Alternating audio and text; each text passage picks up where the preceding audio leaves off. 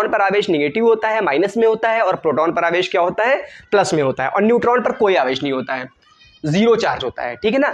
अब आप लोगों को बात बताते हैं हम लोग, अगर दो आवेश सेम तरह के हैं, मतलब अगर मान लो एक धनात्मक आवेश है और दूसरा भी क्या है, धनात्मक आवेश है, तो ये एक दूसरे को क्या करेंगे, दूर भगाएंगे। क्या करेंगे, दूर भगाएंगे। इनके बीच में क्या होगा, प्रतिकर्षण होगा। अगर दो आवेश निगेटिव हैं, एक निगेटिव और एक निगेटिव, दोनों माइनस के आवेश हैं, तब भी क्या होगा, इनके बीच में प्रतिकर्षण होगा। लेकिन अगर एक आवेश प्लस में है और एक आवेश माइनस में है, तो इनके बीच में क्या होगा, आकर्षण। ये एक दूसरे को अपनी तरफ खींचेंगे। ये बात आप लोगों को क्या करनी है, याद रखनी है, अच्छे से समझ लेनी है। अगर एक प्लस में है एक माइनस में है आवेश, तो क्या होगा, आकर्षण होगा, वो आपस में एक दूसरे को खींचेंगे पास पास। एक अगर प्लस में है दूसरा भी प्लस में है, तो वो एक दूसरे को क्या करेंगे, दूर भगाएंगे, प्रतिकर्षण होगा। और अगर एक माइनस में है एक माइनस में है, तो इनके बीच में भी क्या होगा, प्रतिकर्षण। तो आप लोग कह सकते हैं अगर सेम तरह के आवेश पास पास रखे हैं तो उनके बीच में प्रतिकर्षण होता है, और अगर एक अलग अलग तरह के आवेश रखे हैं तो उनके बीच में क्या होता है, आकर्षण होता है। ठीक है ना। तो आवेश के बारे में आप लोगों ने इतना सब कुछ समझ लिया। अब आवेश का एक फॉर्मूला भी होता है। क्या होता है फॉर्मूला आवेश का, अभी हमने बताया आवेश को डिनोट करते हैं Q से, तो Q बराबर होता है I इंटू टी। ये होता है आवेश का फॉर्मूला, जहां पे I आपकी हो गई धारा, विद्युत धारा जानते हैं आप लोग, और T क्या हो गया, समय हो गया। अब इसका मात्रक अगर निकालना है, मात्रक मैंने आपको बता दिया है आवेश का होता है कूलाम, लेकिन इसके हिसाब से भी मात्रक आ सकता है ना। I का मात्रक होता है, धारा का मात्रक क्या होता है, एम्पियर, और टाइम का मात्रक क्या होता है, सेकंड। तो आवेश का एक मात्रक क्या हो सकता है, एम्पियर सेकंड भी हो सकता है। ठीक है ना। उसके बाद में अगर हम बात करें, विमा भी निकालने को बोलता है आपसे, आवेश की विमा। विमा आप लोगों ने 11th क्लास में पढ़ी होगी। 7 चीजों की, 7 बेसिक चीजें होती हैं यूनिट, उनकी अगर आपको विमा पता है तो आप दुनिया में हर चीज की विमा निकाल सकते हैं। बस आपको 7 चीजों की विमा पता होनी चाहिए। तो चलिए देखते हैं क्या है। देखिए धारा की विमा जो होती है, एम्पियर मात्रक होता है, विमा इसकी होती है कैपिटल ए धारा की, और टाइम की विमा क्या होती है, कैपिटल टी होती है। ठीक है। तो ये भी हो सकता है, इतना भी आंसर लिख सकते हैं, लेकिन विमा लिखने का एक मानक रूप होता है, स्टैंडर्ड फॉर्म होता है कि उसमें विमा में एम भी आना चाहिए, एल भी आना चाहिए, टी भी आना चाहिए। तो यहाँ पे एम एल तो है ही नहीं कुछ, तो जब एम कुछ है नहीं तो एम की पावर क्या कर दो, 0 कर दो। एल कुछ है नहीं, एल की पावर 0 कर दो। सिर्फ ए और टी है तो ये भी लिख सकते हो। तो आंसर में आपको ऑप्शन वाला अगर आ गया तो ये भी मिल सकता है और ये भी मिल सकता है। ठीक है। अब आवेश का एक और फॉर्मूला होता है, आवेश का एक फॉर्मूला क्या होता है, और Q बराबर होता है आपका आवेश बराबर n इंटू ई, ये भी एक आवेश का फॉर्मूला होता है। क्या होता है? ये भी एक आवेश का फॉर्मूला होता है, जहां पे n क्या है? इलेक्ट्रॉनों की संख्या, इलेक्ट्रॉनों की संख्या, और ई क्या है? एक इलेक्ट्रॉन पर आवेश, एक इलेक्ट्रॉन पर आवेश। ई की वैल्यू तो फिक्स होती है, कितनी होती है? अभी मैंने बताया आपको, ई की वैल्यू होती है 1.6 इंटू 10 की पावर माइनस का 19। ठीक है, इतना सब कुछ आप लोगों को समझ में आ गया होगा। तो आप लोग ये जो नोट कर रहे हैं, जितना मैं यहाँ पे लिखा रहा हूँ, सिर्फ आप लोग उतना नोट कर लीजिए, और जो बाकी थ्योरी वाली चीजें हैं, लिखने वाली चीजें हैं, वो आप लोगों को इस वीडियो में एक डिस्क्रिप्शन लिंक मिल जाएगा टेलीग्राम चैनल का, उस पर मैंने आपको डिटेल में पीडीएफ आपको मिल जाएगी बिल्कुल अच्छे से, बढ़िया से। तो वहां से आप अच्छे से नोट बना सकते हैं, थ्योरी वाले भी, और यहाँ पे मैं लिखा रहा हूं तो कॉपी पेन लेके बैठिए, तभी आप लोगों को अच्छे से समझ में आएगा। तो अब आप लोगों को एक चीज और बताता हूं मैं, अगर किसी कोई धातु है, कोई वस्तु है, आवेश किस पर होगा? जाहिर सी बात है, हवा में तो आवेश होगा नहीं, किसी ना किसी वस्तु पर ही होगा ना, किसी न किसी द्रव्यमान होगा, किसी वस्तु में कोई द्रव्यमान होगा, उसी के अंदर गुण होता है आवेश का, तो आवेश किसी वस्तु पर होगा। तो आवेश कैसे ट्रांसफर हो सकता है, कैसे क्या हो सकता है, एक चीज समझ लीजिए आप। अगर मान लीजिए कोई धातु है, कोई मान लीजिए ये एक बॉक्स है या कोई भी धातु है, इसके अंदर से आपने क्या निकाल दिया? इलेक्ट्रॉन निकाल दिया। क्या निकाल दिया? इलेक्ट्रॉन निकाल दिया। तो जब इलेक्ट्रॉन का ये एक निशान हम समझ लेते हैं, ई को मानते हैं इलेक्ट्रॉन का निशान, ठीक है। जब इलेक्ट्रॉन निकल जाता है, इलेक्ट्रॉन पर कौन सा चार्ज होता है? Minus charge. अगर हम बात करें, अभी हम आप लोगों को एक चीज और समझ लीजिए, अगर किसी धातु पर, अभी ये धातु में से नाम ने इलेक्ट्रॉन निकाला है ना प्रोटॉन निकाला है, अगर ये कोई धातु है, नॉर्मल धातु है, आयन नहीं है, तो इस पर जितने इलेक्ट्रॉन होते हैं उतने ही क्या होते हैं? प्रोटॉन। तो अभी मान लो अगर ये कोई है, अभी धातु की बात करें, धातु पर कुल आवेश क्या होता है? 0 होता है, जब वो आयन नहीं होता है। तो इसमें मान लो 5 इलेक्ट्रॉन है अभी, और 5 क्या है? प्रोटॉन है। जब 5 इलेक्ट्रॉन पर चार्ज 5 ई प्लस का हो गया, और 5 प्रोटॉन का चार्ज क्या होता है? इलेक्ट्रॉन और प्रोटॉन का चार्ज बराबर ही होता है, बस इलेक्ट्रॉन पर प्लस में चार्ज होता है, और इलेक्ट्रॉन पर, वो प्रोटॉन पर प्लस चार्ज होता है, और इलेक्ट्रॉन पर क्या होता है? Minus charge. तो 5 प्लस 5 माइनस, ओवरऑल क्या हो गया? 0 चार्ज। लेकिन अगर क्या हुआ, इसमें से हमने एक इलेक्ट्रॉन निकाल दिया, जब एक इलेक्ट्रॉन निकाल दोगे तो क्या होगी कहानी बताओ? प्लस वाला 5 ही तो रहेगा, लेकिन एक ई निकाल दिया, तो यहां पे क्या बचेगा? माइनस के क्या बचेंगे? 4 ई।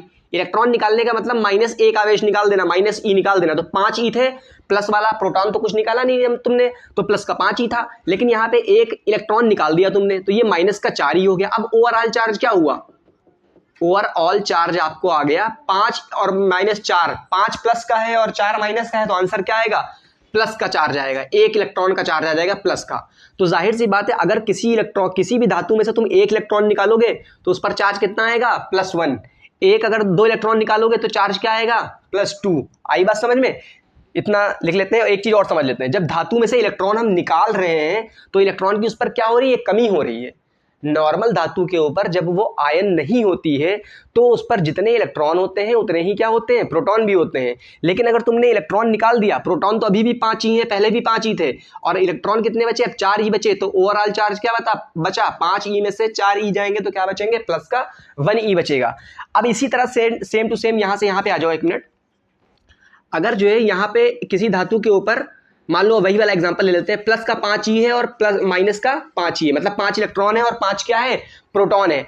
अब पिछली बार हमने क्या किया था? इलेक्ट्रॉन निकाला था। अब अगर हम इसको इलेक्ट्रॉन दे तब क्या होगा? अगर हम इसको इलेक्ट्रॉन दे देंगे तो जाहिर सी बात है क्या होगा?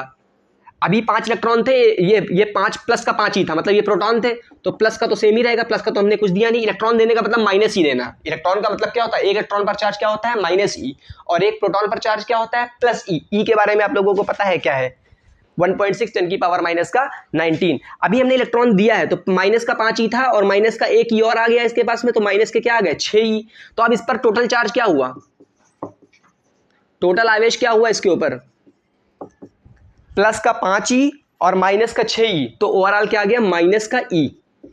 तो अब आप लोगों को एक बात समझ में आई, अगर किसी धातु में से, किसी भी वस्तु में से एक इलेक्ट्रॉन निकालते हैं तो आवेश की कमी हो जाती है, और इलेक्ट्रॉन पर माइनस चार्ज होता है। इलेक्ट्रॉन निकालना मतलब माइनस आवेश निकाल देना, तो मतलब प्लस बचेगा उसके ऊपर, एक प्लस आएगा। एक इलेक्ट्रॉन निकालोगे तो +1 आएगा उसके ऊपर। अगर तुम एक इलेक्ट्रॉन दोगे किसी को तो माइनस का आएगा, ठीक है ना। इलेक्ट्रॉन देने का मतलब उस पर माइनस चार्ज ज्यादा होना, इलेक्ट्रॉन निकालने का मतलब उस पर प्लस चार्ज अधिक होना। तो ये जितना यहाँ पे लिखा है आप लोग ये सब क्या कर लीजिए? लिख लीजिए पूरा। और बाकी जो थ्योरी वाला पार्ट है, कॉपी पेन लेके बैठिए, ये सब लिख लीजिए आप लोग। और जितना थ्योरी वाला पार्ट है वो मैं आप लोगों को बता ही चुका हूँ कि जो है आप लोग टेलीग्राम पर जाके उसको लिंक को, वहाँ पे आप लोग को नोट्स मिल जाएंगे PDF में, वहाँ से आप लोग आराम से नोट कर सकते हैं। तो चलिए ये सब लिख लीजिए आप लोग। हाँ, तो अब आप लोग आवेश के बारे में समझ चुके होंगे। आवेश के बारे में हमने जो कुछ बता दिया, बेसिक चीजें आपको। अब हम लोग बात करते हैं चार्जिंग के बारे में, या जिसको आप लोग बोलते हैं आवेशन। आवेशन का मतलब क्या होता है? आवेशन का मतलब होता है चार्ज को एक जगह से दूसरी जगह पे ट्रांसफर करना। आवेश को एक जगह से दूसरी जगह पे क्या करना? ट्रांसफर करना। इसको क्या बोलते हैं? आवेशन। तो चार्जिंग कितनी तरह से हो सकती है? आवेश का ट्रांसफर कितनी तरह से हो सकता है? 3 तरह से हो सकता है। पहला ऑप्शन होता है घर्षण द्वारा, फ्रिक्शन। घर्षण का मतलब समझते हैं ना, किसी चीज को घिसने को क्या बोलते हैं? घर्षण बोलते हैं। सेकंड तरीका क्या है? चालन द्वारा, कंडक्शन। कंडक्शन का मतलब क्या होता है? दो चीजों को आपस में, दो धातुओं को, दो ऐसी चीजों को जो कंडक्टर हों। कंडक्टर का मतलब होता है चालन, जो मतलब चालक हों, उनको आपस में कनेक्ट करो तो उसकी वजह से भी क्या होता है? आवेशन होता है। तीसरे नंबर पे क्या होता है? प्रेरण। प्रेरण का मतलब होता है इंडक्शन। इंडक्शन का मतलब क्या होता है? किसी को देख के ही प्रेरित हो जाना। प्रेरण का मतलब क्या होता है? किसी को देख के प्रेरित हो जाना। तो इन 3 तरह से क्या होता है? आवेशन। चलिए आप लोगों को एक एक चीज करके समझाते हैं। सबसे पहले समझाते हैं घर्षण द्वारा। किसी दो चीजों को जब हम घिसते हैं तो एक चीज से इलेक्ट्रॉन निकलकर दूसरी जगह चले जाते हैं। तो जाहिर सी बात है, जब इलेक्ट्रॉन निकलेंगे एक जगह से दूसरी जाएंगे तो इलेक्ट्रॉन जा रहा है, तो साथ में क्या लेके जा रहा है? आवेश भी। एक इलेक्ट्रॉन पर आवेश क्या होता है? हमने बताया था 1.6 10 की पावर माइनस का 19, और वो भी माइनस में होता है। तो जाहिर सी बात है ये भी आवेशन हो गया। तो एग्जाम्पल इसका क्या हो गया? जैसे अभी हमने एग्जाम्पल बताया था, वो किसका एग्जाम्पल था? घर्षण का ही एग्जाम्पल था। जैसे ये कांच की रॉड थी ना, कांच की रॉड को जब हमने कपड़े से रगड़ा था, आपको रेशम के कपड़े से,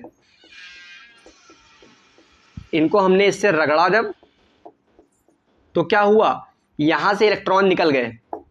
कांच की छड़ से इलेक्ट्रॉन निकल के कहां पे आ गए? रेशम पे आ गए। तो उसके बाद की कहानी क्या हो गई? उसके बाद कहानी ये हो गई कि जो कांच की छड़ है, जब इलेक्ट्रॉन कहीं से निकलता है तो उस पर कौन सा आवेश आता है? क्या बताया था मैंने? जब इलेक्ट्रॉन कहीं से निकलता है तो उस पर आवेश आता है प्लस का उस धातु पर, क्योंकि इलेक्ट्रॉन निकल गया, माइनस चार्ज निकल गया, माइनस की कमी हो गई। माइनस की कमी हो गई तो क्या बचा? प्लस का चार्ज बचाना उसके ऊपर, तो प्लस आएगा इसके ऊपर। एक इलेक्ट्रॉन निकला है, अभी हमको ये नहीं पता कितने इलेक्ट्रॉन निकले हैं, वो तो हमने तुमको समझाने के लिए सिर्फ ये बताया है। अभी जब सवाल करेंगे तो हमको एग्जैक्ट पता होगा कितने इलेक्ट्रॉन निकले हैं या कितने इलेक्ट्रॉन किसी धातु के ऊपर गए हैं। तो यहां से इलेक्ट्रॉन निकला तो इस पर प्लस चार्ज आ गया, और इस कपड़े के ऊपर इलेक्ट्रॉन गया तो इस पर क्या चार्ज आ गया? माइनस चार्ज आ गया। आई बात समझ में? तो ये क्या हो गया? आवेशन का एक एग्जाम्पल हो गया। और ये किस तरह का आवेशन हो गया? किस तरह का चार्जिंग हो गई? घर्षण द्वारा या फ्रिक्शन द्वारा। तो ये आप लोगों को समझ में आ गया होगा। अब हम अगर बात करते हैं सेकंड टाइप की, जिसमें आवेशन होता है, जिसमें चालन होता है, चार्ज का ट्रांसफर होता है, वो होता है कंडक्शन। कंडक्शन का मतलब क्या होता है?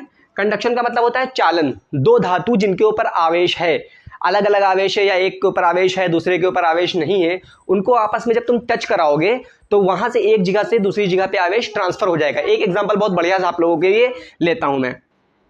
जैसे मान लो ये एक धातु है और दूसरी धातु ये क्या है? बी है। ये धातु ए है, ये धातु क्या है? बी है।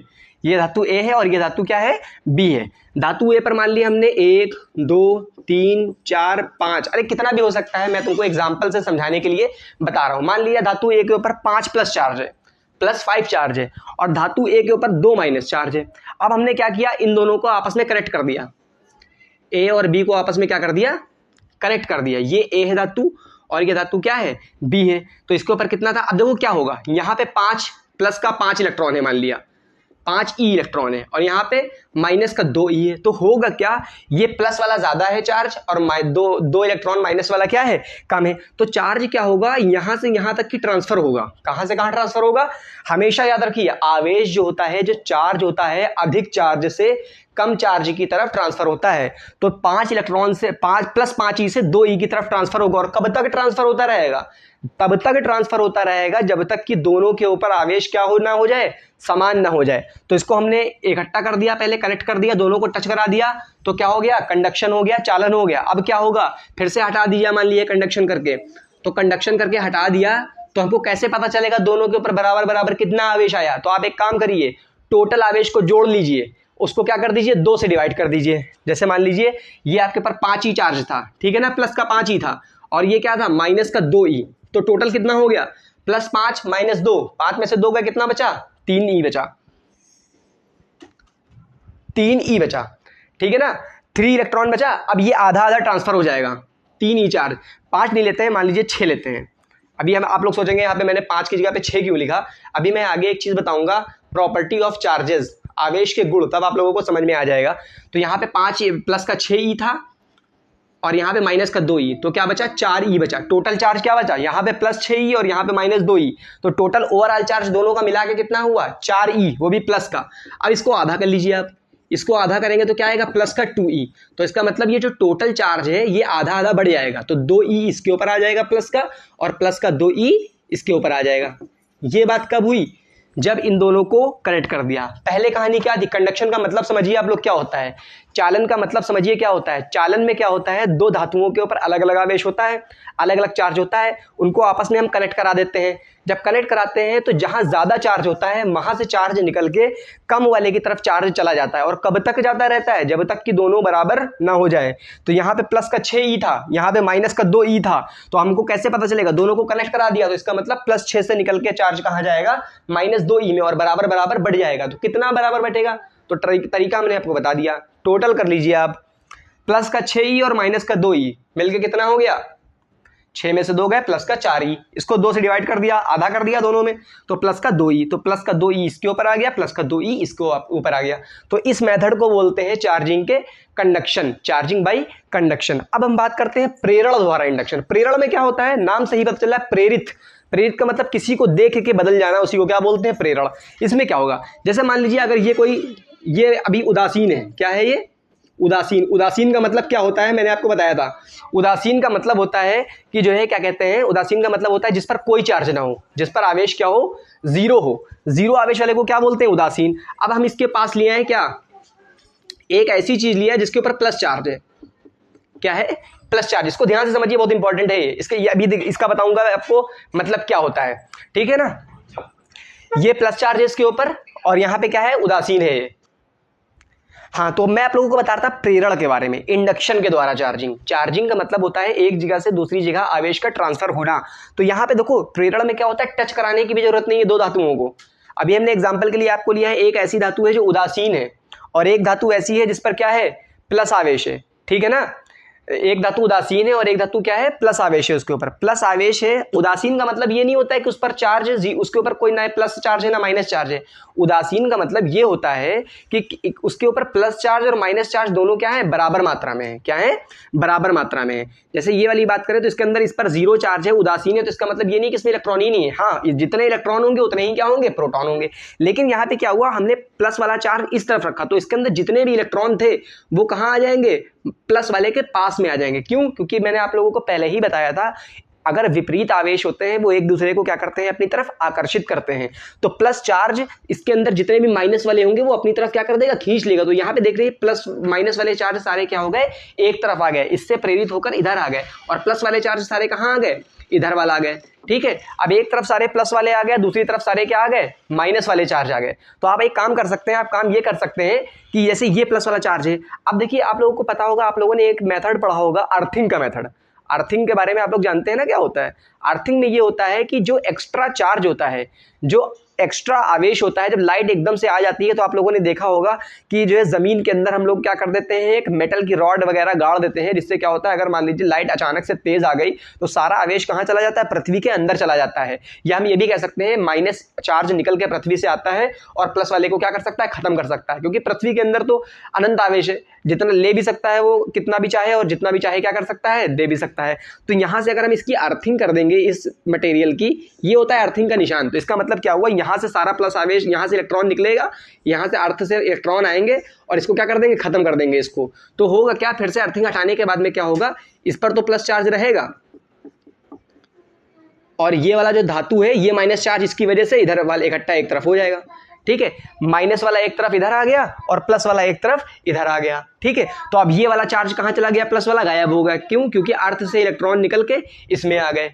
आ गई बात आप लोगों को समझ में अच्छे से। तो ये सारा आप लोगों का हो गया। अब ये देखिए, ये तो था उदासीन, ये जो धातु थी ये उदासीन थी, मतलब इस पर कुल आवेश क्या था, जीरो था। लेकिन अब क्या हुआ, प्रेरण की वजह से उसके बाद हमने इसकी क्या कर दी, प्रेरण की वजह से माइनस चार्ज क्या आ गया, सारा इसके पास आ गया, और उसके बाद में हमने इसकी क्या कर दी, अर्थिंग कर दी। तो अर्थिंग से ये प्लस वाला चार्ज भी क्या हो गया, खत्म हो गया, ठीक है। तो फिर ये एक तरफ प्लस हो गया और एक तरफ क्या आ गया, माइनस। ये परमानेंट क्या हो गया, माइनस हो गया। अब ये परमानेंट के लिए क्या हो गया, माइनस हो गया। अब इसको अगर हम दूर भी हटा लेंगे, ये वाले को अलग लगा देंगे, तो ये माइनस चार्ज क्या होगा, चारों तरफ आराम से बढ़ जाएगा जितना भी है, ठीक है। तो ये क्या हो गया, अब ऋणावेशित हो गया। सॉरी इसको नीचे बना दिया, आप लोगों को दिख नहीं रहा होगा। ये वाला अगर अब ये हटा भी देंगे हम तो ये इधर क्या आ जाएगा, इसके ऊपर पूरा चार्ज जो है एक तरफ जो आया था ये क्या हो गया, अलग अलग बढ़ गया। ठीक है, तो ये है आप लोगों का क्या, आवेशन के बारे में, चार्जिंग के बारे में। ठीक,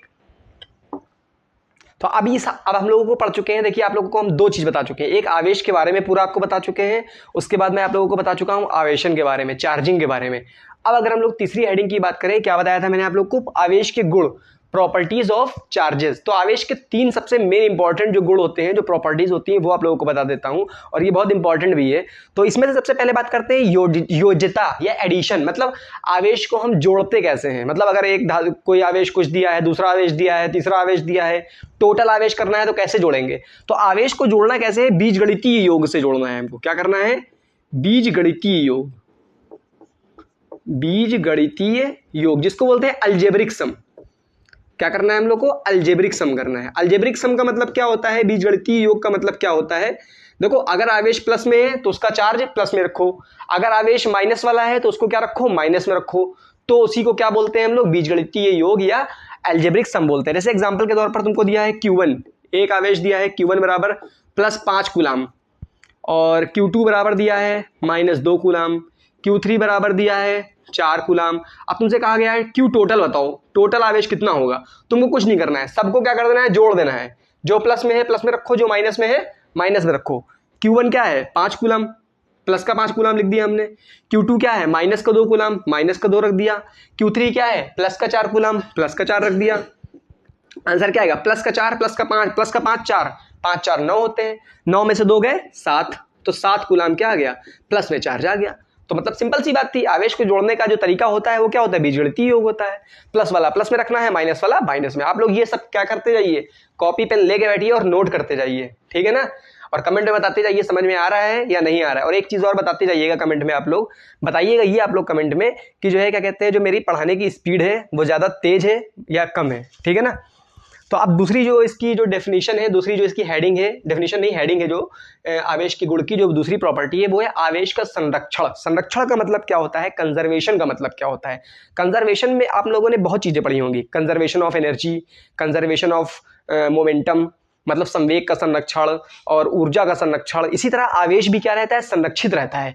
मतलब कुल आवेश हमेशा क्या रहता है, सेम रहता है। आवेश को न तो बनाया जा सकता है और न ही क्या किया जा सकता है, मिटाया जा सकता है। सिर्फ क्या कर सकते हो तुम, एक धातु से दूसरी धातु पर क्या कर सकते हो, ट्रांसफर कर सकते हो। जैसे एग्जाम्पल की बात करें, जैसे एक ये कोई धातु है, इस पर प्लस का 5 कूलाम चार्ज है, दूसरी धातु है इस पर का प्लस का 2 कूलाम चार्ज है। अच्छा अभी बताओ, अभी कहीं पे ट्रांसफर नहीं हो रहा है, अभी हमने इनको जोड़ा ओड़ा नहीं है कहीं पे कि इन पे ट्रांसफर होने लगे, लेकिन फिर भी इन पर टोटल चार्ज कितना है। टोटल कैसे निकालोगे, टोटल निकालोगे इधर का 5 प्लस इधर का 2, तो 5 + 2 क्या हो गया, 7 कूलाम। 5 + 2 क्या हो गया, 7 कूलाम चार्ज हो गया, ठीक है ना। फिर क्या करेंगे, अगर हमने इनको जोड़ दिया, इनको क्या कर दिया, जोड़ दिया, तो ये क्या हो गया, कंडक्शन होने लगेगा। यहाँ पे क्या बोलते हैं उसको, चालन द्वारा आवेश का ट्रांसफर होने लगेगा, ठीक है। तो 5 और 2 मिलकर क्या हो गया, 7 कूलाम हो गया ना। तो ये प्लस का 2 और प्लस का 5 और प्लस का 2 टोटल क्या हुआ, 7 हुआ। अभी ये क्या हुआ, जोड़ने से पहले है। लेकिन अब अगर हमने इसमें क्या कर दिया, कंडक्शन लगा दिया, मतलब इन दोनों को जोड़ दिया, तो जोड़ने पे तुमको पता है क्या होता है, कंडक्शन में क्या होता है, आवेशन में क्या होता है, जब हम लोग करते हैं कौन सा आवेशन, क्या बताया था, दूसरा तरह का आवेशन कौन सा था, कंडक्शन। कंडक्शन को हिंदी में बोलते हैं आवेशन, जो चालन के द्वारा आवेशन, ठीक है ना। चालन के द्वारा आवेशन जो होता है उसमें क्या होता है, आवेश ज्यादा वाले से कम की तरफ जाता है। और कब तक जाता है, जब तक दोनों बराबर ना हो जाएं। तो दोनों बराबर कैसे होंगे, हमने बताया था तरीका आपको, दोनों को जोड़ लो, 5 + 2 तो क्या हो जाएगा 7, और आधा कर दो तो मतलब 3.5 कूलाम। 3.5 कूलाम एक पे आ जाएगा चार्ज और दूसरे पे भी क्या आ जाएगा, 3.5 कूलाम। तो अब बताओ टोटल चार्ज कितना है, अब टोटल चार्ज कितना है बताओ। अब टोटल चार्ज है 3.5 + 3.5 7 कूलाम। तो अभी भी 7 कूलाम है, ट्रांसफर होने के बाद में भी, और ट्रांसफर के पहले भी क्या था, 7 कूलाम। तो इसी को बोलते हैं हम लोग आवेश का संरक्षण। मतलब टोटल आवेश क्या रहता है, हमेशा फिक्स रहता है, जितना पहले था उतना ही हमेशा सेम रहेगा, ठीक है। अब तीसरी चीज क्या होती है, आवेश का क्वांटीकरण। ये बहुत ज्यादा इंपॉर्टेंट चीज है, 100% पेपर में आता है। इसका मतलब होता है आवेश का जो सबसे कम मान होगा, आवेश का कम से कम मान 1 इलेक्ट्रॉन पर आवेश के बराबर होता है। इस चीज का मतलब क्या हुआ? इस चीज का मतलब हुआ कि अब जाहिर सी बात है सबसे कम वैल्यू तो होगी ना आवेश की, कि आवेश कुछ ना कुछ ऐसी वैल्यू होगी कि इससे कम तो हो ही नहीं सकता आवेश। अब जैसे एग्जांपल की बात करते हैं, इंडिया की बात करते हैं। हमारे इंडिया में आप लोग देखते होंगे पैसे होते हैं ना, पैसे, तो सिक्के जो होते हैं, सिक्के, सबसे कम सिक्का कितने का होता है? पहले तो चलता था 4 आने का भी, 8 आने का भी। अब सबसे कम सिक्का क्या होता है? 1 रुपए का सिक्का सबसे कम होता है। 1 रुपए से कम सिक्का है नहीं है, तो 1 रुपए से कम रुपए आपको इंडिया में नहीं मिल पाएंगे, कोई उसके नोट नहीं मिल पाएंगे। तो उसी तरह आवेश भी, सबसे कम आवेश कितना होता है? 1 इलेक्ट्रॉन पर जो आवेश होता है, उससे कम आवेश आपको कहीं नहीं मिलेगा। तो सबसे कम आवेश जो होता है 1 इलेक्ट्रॉन पर आवेश, उसको क्या बोलते हैं? 1.6 10 की पावर माइनस का 19 कूलाम। अब आवेश माइनस में होता है वो बात तो अलग है, इलेक्ट्रॉन पर जो आवेश होता है, लेकिन उसकी जो मात्रा होती है कितनी होती है? 1.6 इंटू 10 की पावर माइनस का 19 कूलाम। तो अब जितने भी आवेश होंगे इसी का क्या होंगे? गुणज होंगे। सारे आवेश जो भी होंगे सब क्या होंगे? इस 1 इलेक्ट्रॉन पर आवेश का गुणज होंगे। जैसे एग्जांपल, अब आपसे कहा जाए इंडिया में 1000 रुपए हैं, 1000 रुपए किसका गुणा होगा? 1000 के एक सिक्के ले लो, 1000 हो गए। तो मतलब जितने भी रुपए इंडिया में होंगे, तुम कितना भी सोच लो अपने मन में पैसे, वो सब क्या होंगे? रुपए। 1 रुपए के सिक्के के रूप में तुम लिख सकते हो, 1 रुपए के उतने सिक्के ले लो, उतने रुपए हो जाएंगे।